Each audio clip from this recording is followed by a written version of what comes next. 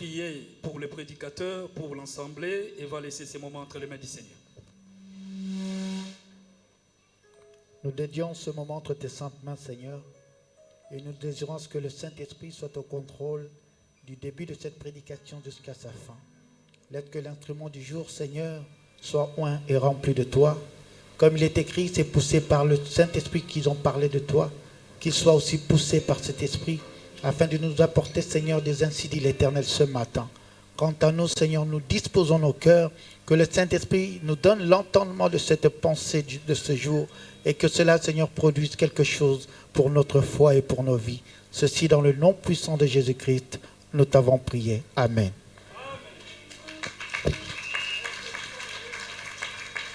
Réellement dans la joie?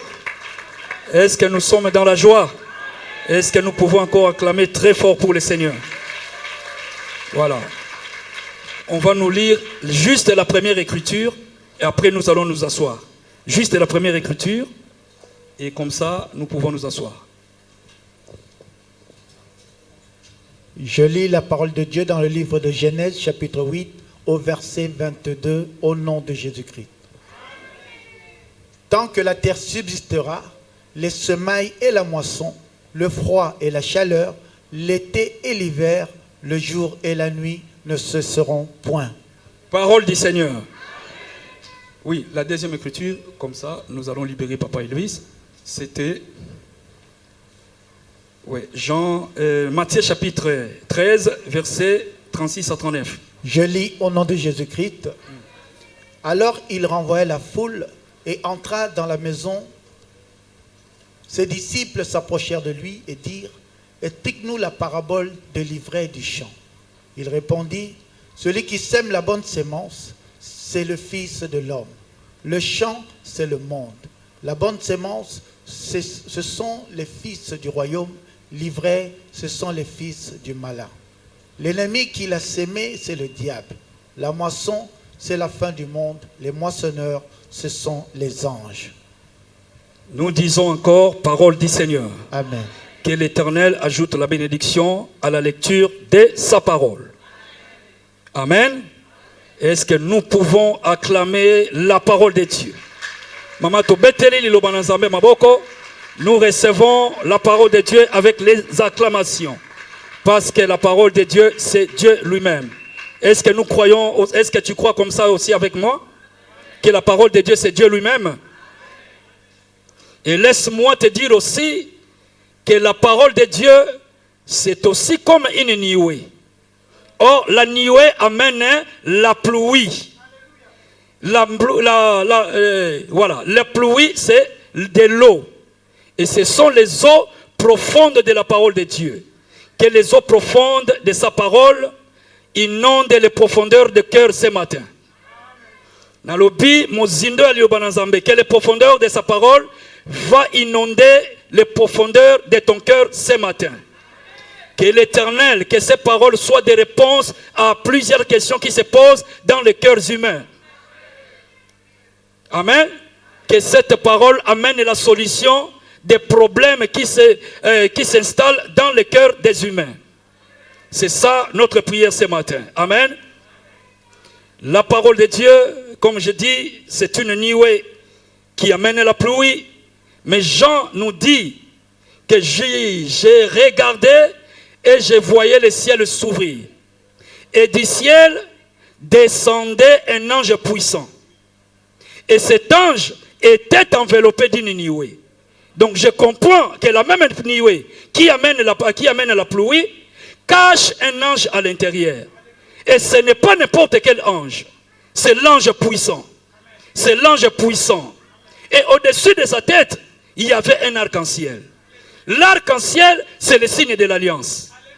Et je dis à quelqu'un, lorsque Noé, à la sortie de l'arche, après la pluie, après le déluge, il vit un arc-en-ciel. Et au travers de cet arc-en-ciel, Dieu dit, ça c'est le signe de l'alliance. Et je jure aujourd'hui que je ne tuerai plus l'homme. Je dis, cet ange descend avec un arc-en-ciel au-dessus de sa tête. Donc Dieu veut te dire par cette parole que Dieu ne te tuera plus. Toi, tu ne mourras plus. Peu importe les voies par lesquelles tu as marché, peu importe tes péchés, peu importe tes erreurs, peu importe tes fautes, mais le message de ce soir est venu t'apporter le message de la grâce. La parole d'aujourd'hui t'apporte un message de grâce. Que le sang de Jésus parle en ta faveur. Que Dieu pardonnera tes péchés. Dieu te recueillera. Revenez à l'Éternel et l'Éternel reviendra à vous. Amen. Et on dit que le visage de cet ange brillait comme le soleil. Or, le soleil apporte la lumière. Que la lumière, que la parole de je crois que la parole de ce matin apportera la lumière dans un cœur et chassera les ténèbres de l'ignorance. Et tu découvriras ton identité. Tu sauras aujourd'hui que toi tu n'es pas un homme, mais tu es un Dieu. Amen. Parce que le soleil apporte la lumière. Peu importe là où on t'a enterré, peu importe où tu étais, la lumière de Dieu t'attiendra. La lumière de Dieu viendra jusque là où tu es. Et cette lumière te fera sortir du péché. Cette lumière te fera sortir des ténèbres. Est-ce que nous croyons à cette parole? Est-ce que nous pouvons acclamer cette parole? Toi, tu ne mourras plus. Toi, tu auras la vie éternelle. Amen. Tu ne mourras plus comme un homme. Jésus a dit, celui qui croit à ma parole ne mourra jamais, mais il aura la vie éternelle. Amen. Voilà. Donc nous avons commencé un thème que nous avons intitulé les semailles et la moisson. C'est un thème composé. Nous avons le temps de la semaille et le temps de la moisson. Donc ces paraboles que Jésus avait données aux disciples, la parabole du moissonneur et des semeurs, il y avait cette parabole cachait un mystère, le mystère du commencement du monde, comment le monde avait commencé, et cache aussi le mystère de la fin du monde. C'est pourquoi ce jour-là, Jésus avait prêché en parabole. Il avait donné plusieurs paraboles. Mais les disciples lui dirent, explique-nous la parabole du livret. Parce que cette parabole les intéressait beaucoup, cachait beaucoup de choses. Ça cachait le commencement du monde et la fin du monde. Ici, nous avons dit que nous avons déjà commencé avec le temps de la moisson. Le temps de la moisson concerne le commencement. Et le temps de la semaille concerne le commencement. Et la moisson concerne la fin. Mais nous avons commencé d'abord à développer le temps de la semaille. Et nous avons dit que dans ce thème, nous devons comprendre, il y a trois choses que nous allons toucher. Nous devons d'abord savoir ce qu'est le semeur. Et après avoir vu les semeurs, nous devons savoir qui sont ces semences. Après avoir vu la semence, nous devons aussi voir les champs où les semences doivent être sémées. Est-ce qu'il y a quelqu'un qui comprend? Alors, on dit le Fils de l'homme. Jésus-Christ nous interprète cette parabole en disant, alors, il renvoya la foule, entra dans la maison avec ses disciples, et ses disciples s'approchèrent de lui et dirent, explique-nous la parabole des livrets et du champ. Jésus lui-même commence maintenant à expliquer cette parabole. Et il leur dit ceci, celui qui sème de la bonne semence, c'est qui? C'est le Fils de l'homme. Le Fils de l'homme, c'est lui-même le Seigneur Jésus-Christ. Et les champs, c'est le monde. Donc les champs, c'est ce monde où nous vivons. Ce n'est pas un autre monde, c'est ce monde ici. Et il continue en disant, la bonne semence, ce sont les fils du royaume. Livrés, c'est-à-dire la mauvaise semence, ce sont les fils du malin. En un autre langage, parce que si nous disons le malin, c'est un peu flou. Il faut dire clairement, c'est le diable, le fils de Satan, le fils du serpent. Est-ce que nous avons compris? Et l'ennemi qui l'a sémé, c'est qui? C'est le diable. La moisson, c'est la fin du monde. Nous ne sommes pas encore là. Et par là, nous avons voulu te faire comprendre que le monde où nous vivons est considéré comme un champ. Et nous avons vu deux semeurs. Le Fils de l'homme et qui est le diable. Ils ont sémé, tous deux, ils ont sémé dans le même champ. Pas dans deux champs. Nous avons un seul champ, c'est le monde que nous avons. En commençant par l'Australie, vous allez en Amérique, en Afrique du Sud et en Afrique tout entière. Dans tous les continents, vous retrouverez ces deux semences. Vous avez le fils du royaume ou le fils de Dieu et vous avez également le fils du diable. Dans tous les royaumes, dans tous les pays, dans toutes les tribus du monde, dans toutes les familles, dans toutes les maisons, vous trouverez ces deux semences. Les enfants de Dieu et les enfants du diable. Dans toutes les couches sociales, dans toutes les organisations mondiales, dans toutes les organisations humaines, vous trouverez également les deux semences. Le fils de Dieu et le fils du diable. Et dans les églises aussi, dans les assemblées aussi, vous trouverez également les deux semences.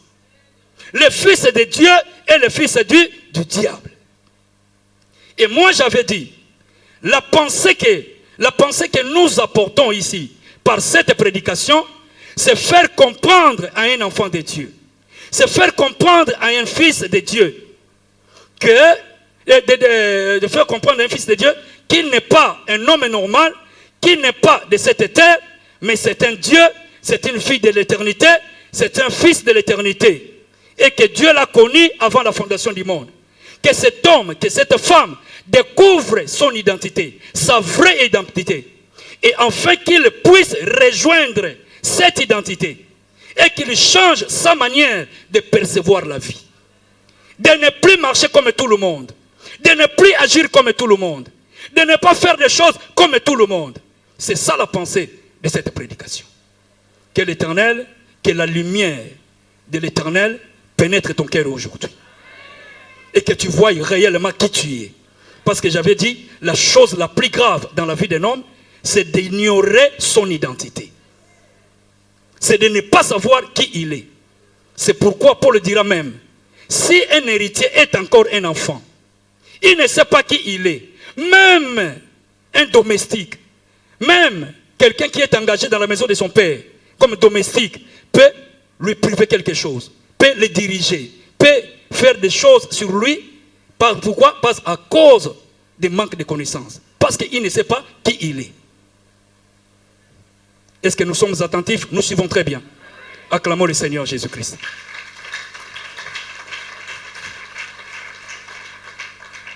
Et après avoir parlé de toutes ces choses, nous avons montré, nous vous avons dit que l'élément principal ici, c'était quoi? C'était la sémence.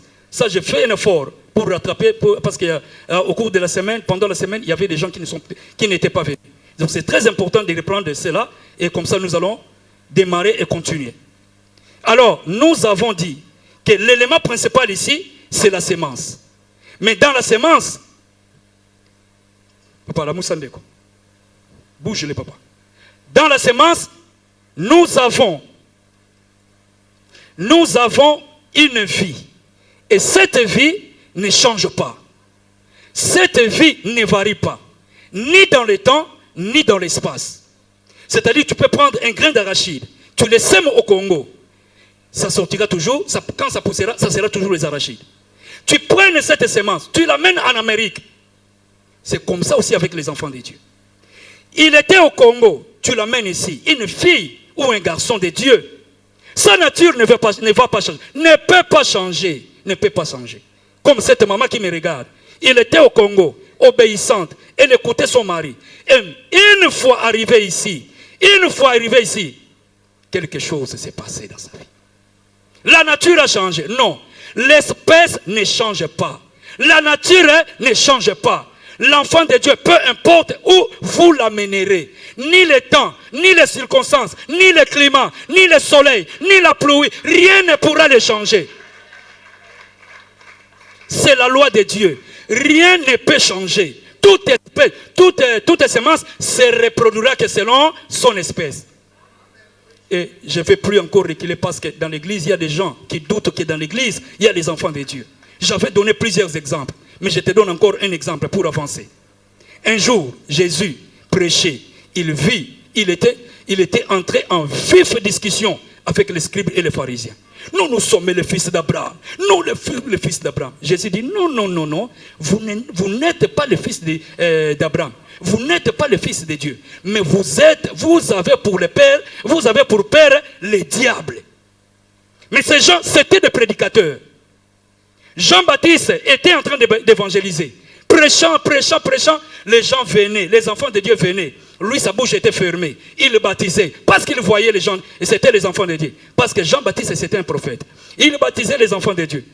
Tout d'un coup, il voit une race qui venait. Il dit, race de vipères, race de Satan, fils du diable, qui vous a appris de venir à l'église?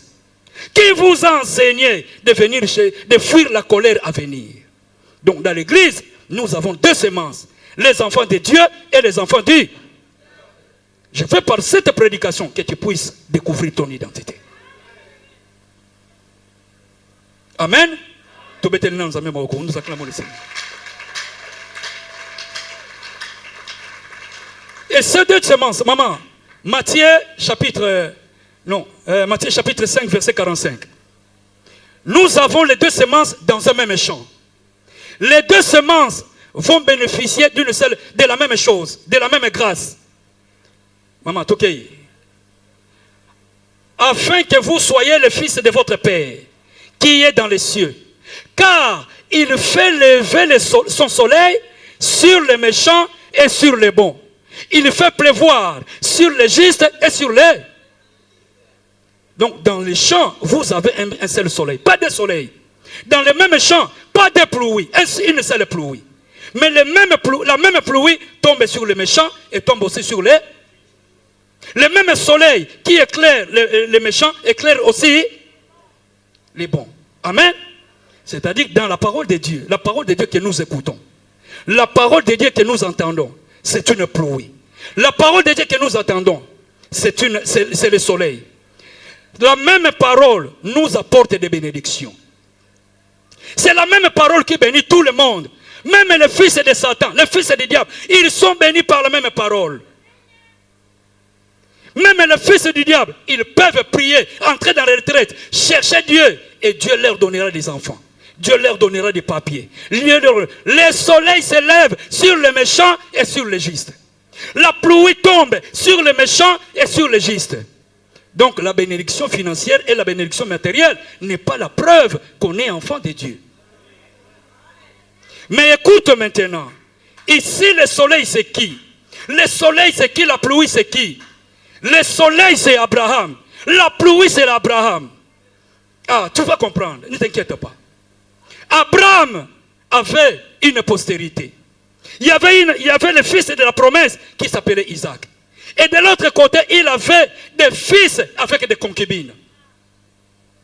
Mais il prit l'héritage, il offrit à Isaac. Et il dit maintenant, qu'est-ce qu'il a fait? Il a pris les dons, pas l'héritage, les dons. L'héritage était réservé à qui? À Isaac. Et après avoir donné l'héritage à Isaac, il a fait comme ça. Il a pris tous ses enfants de concubines, il les a chassés, il les a renvoyés loin de l'héritage. Il ne veut pas voir ces gens-là autour de l'héritage. C'est comme ça aussi. Il y a des gens qui viennent à l'église. Si Dieu veut se débarrasser de lui, il va les bénir. Il lui donne même la voiture. Mais cet homme-là est venu il n'y a pas longtemps. Dieu l'a béni. Dieu l'a béni. Et après avoir eu ce qu'il cherchait, qu'est-ce qu'il fera? Vous ne le verrez plus jamais à l'église. Nzamba Bengani. C'est pourquoi toi qui me suis sur la ligne, je t'exhorte, même toi qui es ici dans la salle, Dieu te bénit. Toi tu n'es pas un fils de Caïn. Toi tu n'es pas un fils illégitime. Toi tu es un fils légitime. Tu es le fils de la promesse. Tu es la fille de la promesse. Que ce soit jour ou nuit, que Dieu te donne ou te donne pas, tu dois rester dans l'héritage.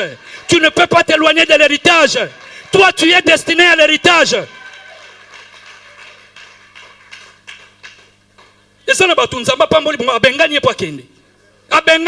y a des gens, Dieu les chasse comme ça. Abraham donna les dons. Et après leur avoir donné les dons, il les chassa. Maman, yoka mote ma passe. Papa, yoka mote ma passe. Je veux que tu sentes une douleur dans ton cœur. Tu avais agi comme le fils de la perdition. Toi, tu n'es pas le fils de la perdition. Reviens au Seigneur. Il est écrit, revenez à moi et je reviendrai à vous. Le diable va te donner, tu as un premier travail. Avec ce travail, ça marche bien.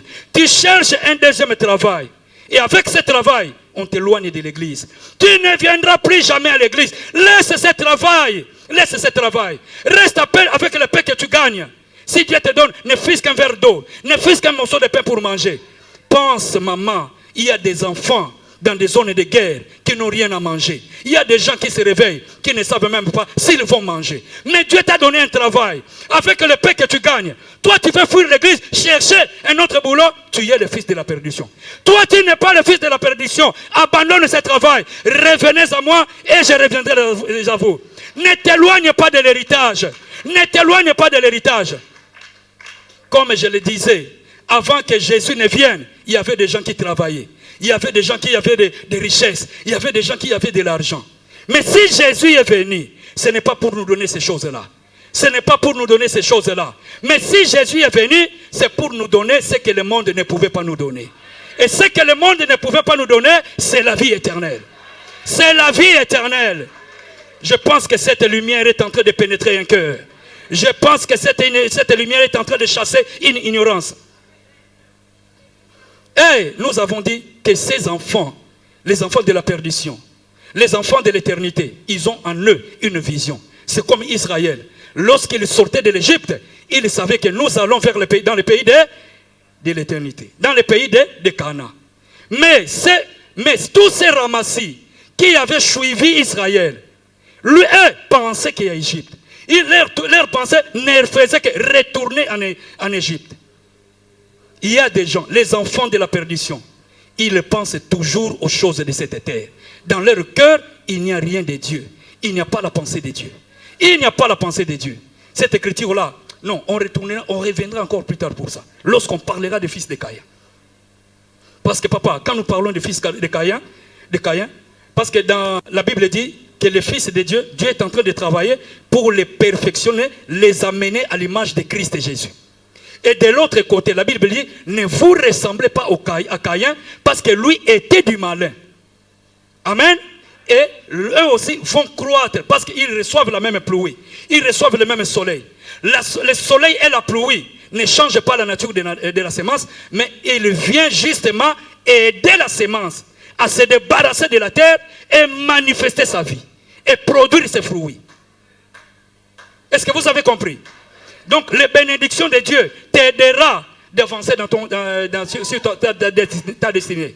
La pluie aidera les enfants de Dieu à se perfectionner. C'est pourquoi la Bible dit que celui qui se suit davantage. Que celui qui se sanctifie davantage. La nature ne change pas. La semence ne change pas son espèce. Et ces gens courent derrière les papiers dans toutes les églises. Je te rappelle que toi tu es le fils de l'éternité. Cours, reste dans l'héritage. Reste dans l'héritage. Ne cours pas comme tout le monde. Ne cours pas comme tout le monde. Cherchant les prophètes, cherchant les papiers, cherchant les mariages, cherchant toutes ces choses. Ils voient les gens qui cherchent ces choses, comment ils meurent. Michael Jackson a laissé de l'argent. Et Eduardo dos Santos, le président de l'Angola, le propriétaire de tous les diamants qui étaient sous le sol, le propriétaire de tous les pétroles qui étaient sous le sol, il a laissé ces choses. Mais les fils de Caïn ne comprennent rien. Leurs cœurs sont attachés toujours à la terre. Ils cherchent, ils voient comment leurs prédécesseurs sont en train de mourir et laisser ces choses. Mais eux ne comprennent pas. Toujours derrière les papiers, toujours derrière les mariages, toujours derrière les prophètes. Mais je rappelle à un fils de l'éternité, toi tu as été appelé pour la vie éternelle. Reste dans l'héritage, reste dans l'héritage. Amen. Et Dieu va les travailler à l'image de Caïn, les enfants du diable, papa. Mais regardez, Sigo, mais nous y reviendrons. Je donne tout simplement un petit goûter là. Dieu vient. Caïn était un sacrificateur. Il faisait quoi? Dieu leur demanda de faire les sacrifices. Pas il prend, il va offrir une offrande. La Bible dit, il offrit quoi? Les fruits de la terre. Caïn n'était pas un païen. Caïn n'était pas, je ne sais pas qu'est-ce que vous pouvez penser. Parce qu'il faisait des sacrifices, il faisait des offrandes, il avait dressé un autel. C'est l'image d'un prédicateur, c'est l'image d'un adorateur, c'est l'image d'une église. Si vous allez, maman, vous voyez un homme de Dieu. Du 1er au 30, il ne prêche que les hommes des choses de la terre. Fongo la mise. Du 1er janvier au 31 décembre, que les choses de la terre, les mariages, les papiers, il ne tourne que là. Maman, fongo la, ouvre ton œil. Et comme lui ne prêchait que les choses de la terre, Dieu agréa l'offrande d'Abel. Parce qu'Abel avait la révélation. Lui, il a pris les prémices de ses brebis, de son troupeau, et il a offert, il a versé le sang. Il avait la pensée éternelle, la pensée du royaume, de faire retourner les enfants d'Adam vers le jardin d'Éden. Amen. Amen. Est-ce qu'il y a quelqu'un qui est en train de comprendre? Mettez-le ensemble, beaucoup.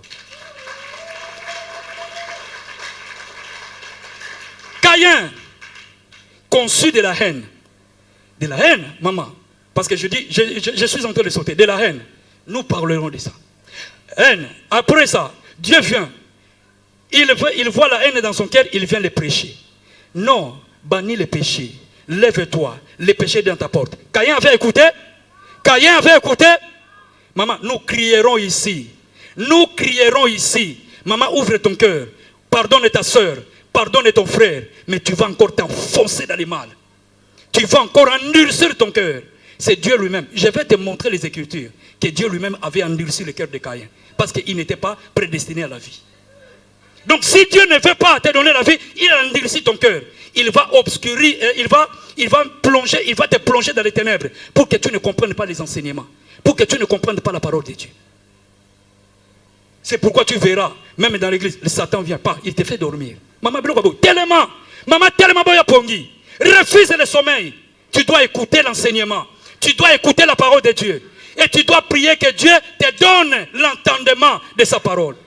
C'est pourquoi le jour où Moïse consacra les serviteurs, consacra les Lévites, les Lévites et les sacrificateurs, Dieu lui dit, tu prendras une goutte de sang, tu mettras dans l'oreille droite de Aaron, pour qu'il puisse écouter ma voix. Maman, que le Seigneur ouvre ton entendement. C'est ça ma prière, que Dieu commence à t'ouvrir l'intelligence, que tu commences à comprendre les choses de Dieu, que tu ne cours plus derrière les prophètes, que tu ne cours plus derrière les pasteurs, que tu deviennes un chrétien mature. Les enfants de Caïn, papa, Caïn conçut la haine. Dieu les prêcha, mais il n'écouta pas. 15 ans, 20 ans dans l'église, ils ne changeront pas. Ils ne se convertiront pas. Parce que Dieu a fermé leur entendement. Dieu a fermé leurs yeux. Ils ont les oreilles pour entendre, mais ils n'entendront point. Ils ont les yeux pour voir, mais ils ne verront. Parce que Dieu ne veut pas qu'il accède à la vie éternelle. Qu'il accède au salut. Caïn, il n'a pas entendu, il n'a pas écouté la voix de Dieu. Donc ces gens n'ont pas l'écoute de la parole de Dieu. Alors Caïn, Dieu lui demanda, Caïn, où est ton frère? Non, malgré ça, Caïn a persévéré dans le mal. Il a fait quoi? Il a tué son frère, le meurtrier. Nous en parlons. Caïn, où est ton frère? Je ne sais pas. Il a menti. Il a menti. Les mensonges, nous en parlerons. Parce qu'il y a les mariages bâtis sur les mensonges. Des hommes et des femmes qui ont bâti leur mariage sur les mensonges. Nous en parlerons. Ça va chauffer maman. Betela nzambe maboko maman. Sale la biso fia vie chrétienne ya loyenge. Okosa kabiso na vie chrétienne. Tu manki. Ngai na ko kende na ko kende na lola. Na lola ya bayaka, na lola ya bantandu, to na lola ya nzambe. Betela nzambe maboko maman. Caïn papa Elvis. Caïn, où est ton frère? Je ne sais pas. Suis-je le gardien de mon frère? L'arrogance, l'impolitesse. Maman, banda veiller, banda prier. Que cette semence n'entre pas dans les enfants. Impolitesse, c'est pas un mobile. Non, l'impolitesse vis-à-vis de ton mari. Non. Les enfants de Dieu n'ont jamais été impolis. Ça, c'est pour les filles de Caïn. Toi, tu n'es pas la fille de Caïn. Libère-toi de ces choses. Libère-toi de cette semence. que toutes choses, que toutes plantes que le Père n'a pas semées doivent être aidées. Ezaka gate, longo la pauvreté, longo la ni, pour pas pesa yombongo, si mangombongo okenango wapi. Okokufo tiki yango. Mais tu as besoin de la vie éternelle. Amen. Arrogance. Caïn, tu te dis, ah ben, ouais, suis-je le guerrier de mon frère. Mais comme la semence ne change pas, maintenant, Caïn fait quoi? Caïn va s'éloigner. La Bible dit, il va construire une ville. Il va bâtir une ville. C'est-à-dire, il va bâtir un pays. Il va bâtir un royaume. Caïn devient un politicien. Voilà l'origine de la politique. Quand vous voyez un homme de Dieu, nous ne luttons pas pour la politique de ce monde. Nous attendons le règne messianique. C'est pourquoi Jésus a dit que ton règne vienne. Ce n'est pas avec le Macron. Ce n'est pas avec le Tshisekedi. L'enfant de Dieu, dans les choses de Fayoul et dans les choses de Tshisekedi. Le royaume de Dieu ne viendra pas avec ça. Le royaume de Dieu ne viendra pas avec ça. Nous attendons le règne messianique. Tous ces gens-là sont des menteurs. Nous attendons le règne. Quand tu vois un politicien, un pasteur aller dans ces choses-là, c'est parce qu'il a besoin de l'argent. Il a besoin de l'argent. Fils et fille de Caïn, les politiciens. Ah, Caïn, où est ton... Caïn, il a monté un parti politique. Caïn commençait à faire des enfants. Un enfant au nom de Jubal. Le Jubal, la Bible dit, non, le nom de le mec. Le mec s'est marié à une femme. Moi, c'est mon coin quitté. Une femme, ça ne suffisait pas. Il fallait encore prendre une deuxième femme. La polygamie, dans la lignée de Caïn. Dans la lignée de Caïn. Ce papa-là, chaque jour, il invente des missions. Il va sur Internet, il montre à sa femme. Comme sa femme ne connaît pas naviguer, maman yekola ko naviguer sur Internet. C'est pourquoi bazoko sagayo. Voilà, il y a mon à Château Rouge. Mission, il y a une semaine. Il va chez maman Chantal Makoso. Il va faire là-bas une semaine. Il a même fait un bébé. Petit Rodrigue Makoso. Mais tu as Bétélan Zamé Mabokoto avancé. Bétélan Zamé Maboko bien. Nous acclamons le Seigneur.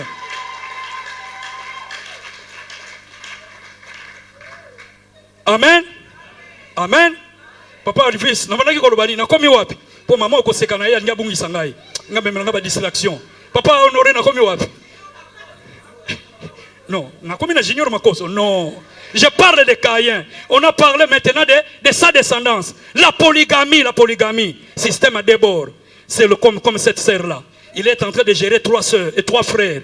Il y a un qui achète les vêtements. Il y a un autre qui paye les loyers. Il y a un autre... vous connaissez. Aux autres, ils leur disent, non, c'est la vie de sanctification. Je me conserve. Il faut payer la dot. Il faut payer la dot. Mais chez l'autre là,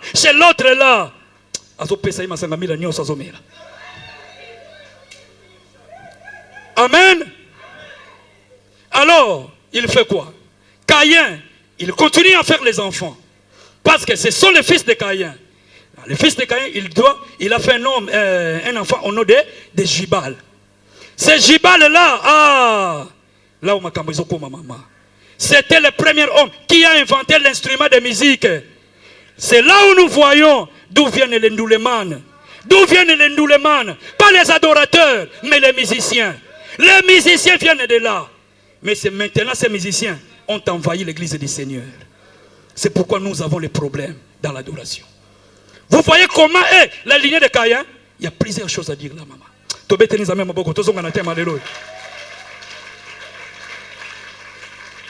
Papa, il me reste combien de minutes? 15 minutes. Bon, voilà. En tout cas, que le Seigneur m'aide. Que le Seigneur nous aide. Que le Seigneur nous aide. Papa, alors, Job, nous allons maintenant parler des fils de Dieu. Il y a un problème qui se passe. Nous sommes les enfants de Dieu. Nous sommes les fils et les filles de Dieu. Maman, ta vie n'a pas commencé ici. Dieu ne t'a pas connu ici. Dieu ne t'a pas connu aujourd'hui. Mais Dieu t'a connu avant la fondation du monde. Romains chapitre 8, verset 28 à 30. Maman, salamba mutozukima. Nous sommes dans notre église. Dieu fera grâce. Amen. Nous savons du reste que toutes choses concourt au bien de ceux qui aiment Dieu. De ceux qui sont appelés selon son dessein. Maman, papa, on continue. Car ceux qu'il a connus d'avance, il les a aussi prédestinés à être semblables à l'image de son Fils. Donc Dieu est en train de travailler ses enfants pour qu'ils deviennent comme Jésus-Christ. Et ceux qu'il a prédestinés, il les a à être semblables à l'image de son Fils, afin que son Fils fût le premier-né entre plusieurs frères. Donc nous sommes des frères, et Jésus sera pour notre Yahya, notre grand frère. Alors, et ceux qu'il a prédestinés, il les a aussi appelés. Mais comme Dieu t'avait connu avant les fondations du monde, comme Dieu te connaissait avant que le monde soit monde, avant que tes parents se connaissent, avant que tes parents se croisent, Dieu te connaissait. Je dis Dieu te connaissait. Dieu t'avait connu avant la fondation du monde. Et qu'est-ce que Dieu a fait? Dieu t'a prédestiné à être comme Jésus-Christ. Dieu t'a prédestiné à être son fils. Dieu t'a prédestiné à être ta fille. Est-ce qu'il y a quelqu'un qui croit cela? Est-ce que toi tu crois que réellement tu es une fille de Dieu? Tu crois réellement que tu es un fils de Dieu? Que Dieu te bénisse. Alors, il les a appelés. Comme il les avait connus avant la fondation du monde. Dieu avait mis en toi une profondeur. Une profondeur, c'était sa voix. Parce que le jour où toi, peu importe partout où tu passeras, peu importe partout où tu iras, mais tu as une semence de Dieu. Et le jour où toi, tu écouteras l'évangile, le jour J, au jour du Seigneur, au jour du Seigneur, tu écouteras l'évangile. Tu écouteras la voix de Dieu. Et cette voix t'attirera vers Dieu. C'est pourquoi Jésus a dit, je connais mes brebis. Mes brebis n'entendent pas la voix d'un étranger. Mes brebis n'entendent pas la voix des faux prophètes. Mes brebis n'entendent pas la voix des hommes. Mes brebis entendent ma voix. Entendent ma voix. Entendent ma voix. Même si tu étais ancré dans l'impudicité, mais le jour où tu entendras la voix du Seigneur, tu sentiras une urgence dans ta vie et tu abandonneras tout. Peu importe que cela pourra t'écouter. Peu importe que cela pourra t'écouter. Maman, tu abandonneras le péché. Parce que tu as écouté la voix de ton Créateur. Il les a appelés. Il les a aussi justifiés. Maman, peu importe le péché que toi tu as commis. Une fois que tu reconnais et tu reviens à Dieu, Dieu pardonne tous tes péchés. Je dis Dieu pardonne tous tes péchés. Je dis Dieu pardonne toutes tes iniquités. Toi tu ne peux plus les compter. C'est pourquoi la Bible dit, qui condamnera les élus de Dieu? Christ est mort pour eux. Christ a versé le sang pour eux. J'informe à quelqu'un, tes péchés, Dieu les a effacés. Dieu ne les compte plus. Je ne fais pas des aventures. Je ne fais pas des aventures. Je ne fais pas un théâtre. Je te le dis, tu es une fille de Dieu, tu es un fils de Dieu. Dieu a déjà effacé tous tes péchés à cause du sang de Jésus de Nazareth. Il les a aussi glorifiés. Maman, toi tu ne mourras pas comme ça. Dieu va te glorifier. Je dis Dieu va te glorifier. C'est-à-dire quoi? Dieu prendra ce corps d'humiliation.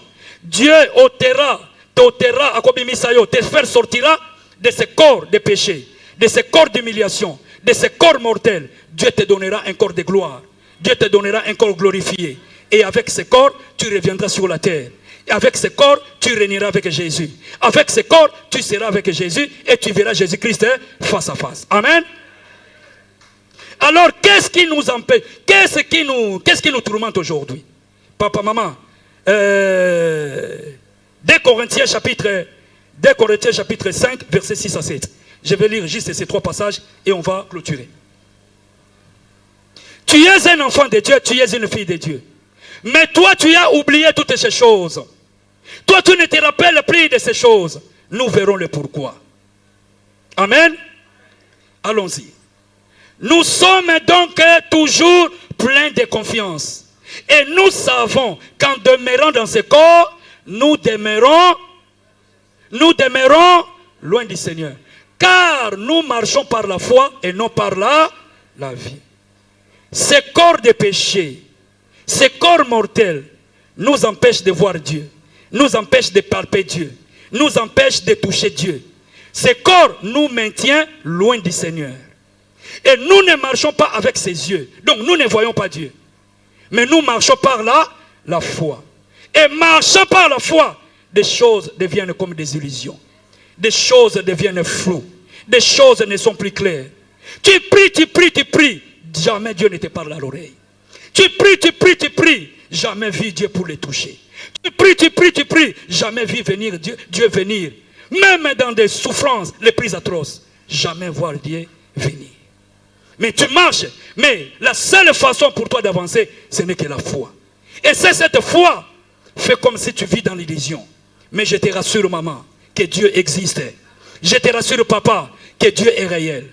Le corps t'empêche de voir une réalité qui est autour de toi. Maman, 1 Corinthiens chapitre 13, verset 12. Comprends maintenant les problèmes qui se posent dans nos vies.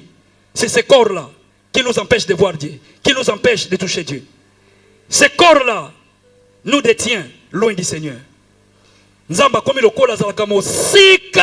C'est comme si Dieu est très loin de nous à cause de cette chaîne. Aujourd'hui, nous voyons au moyen d'un miroir, d'une manière obscure. Nous voyons les choses de Dieu. Nous voyons Dieu. Nous voyons ces choses comme... Ce n'est pas clair, ce n'est pas clair. Ce n'est pas vraiment clair pour nous. Des choses sont floues. Pourquoi? À cause de cette chair. Et alors, nous verrons face à face. Aujourd'hui, je connais en partie. Donc ce corps nous empêche de saisir la totalité de Dieu. De saisir l'œuvre de Dieu depuis le commencement jusqu'à sa fin. Donc le problème que nous avons, c'est cette chair. Dernier passage. Ecclésiaste chapitre 1, verset 9 à 11.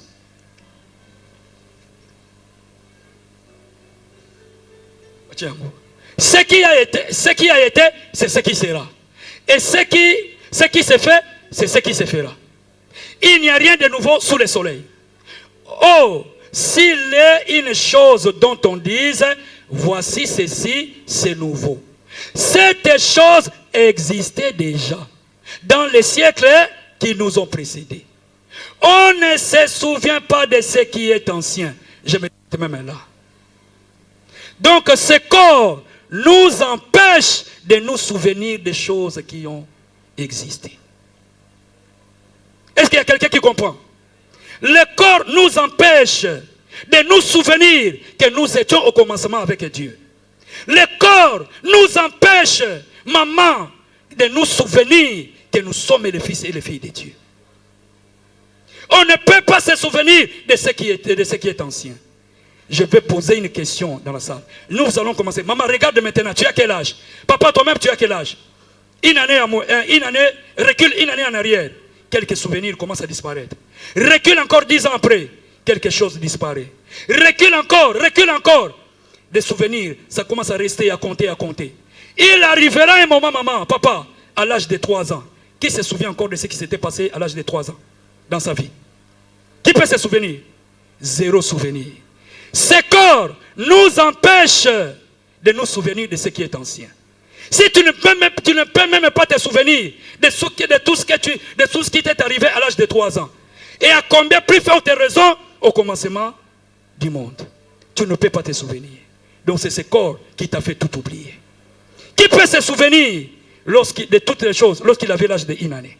Tu ne peux pas te souvenir. Qui peut se souvenir de tout ce qui s'était passé dans le ventre de sa mère? Tu ne peux pas se souvenir. Et à forte raison. À combien plus forte raison te souvenir des choses qui sont arrivées avant la fondation du monde. Est-ce qu'il y a quelqu'un qui a compris? C'est le corps qui te trompe. C'est la chair qui te trompe. C'est la chair qui t'a fait tout oublier. Mais je suis venu aujourd'hui te rappeler, maman. Rappeler à quelqu'un. Toi, tu t'es vu. Je suis né dans une famille de Bayaka. Et les Bayaka t'ont fait croire que toi, tu es un Mouyaka. Je te rappelle aujourd'hui, toi, tu n'es pas un Mouyaka. Je te rappelle aujourd'hui, toi, tu es né dans une famille de Balouba. Tu as grandi avec les Balouba. Ils t'ont fait avaler les choses de Balouba. Ils t'ont fait croire que toi, tu es Moulouba.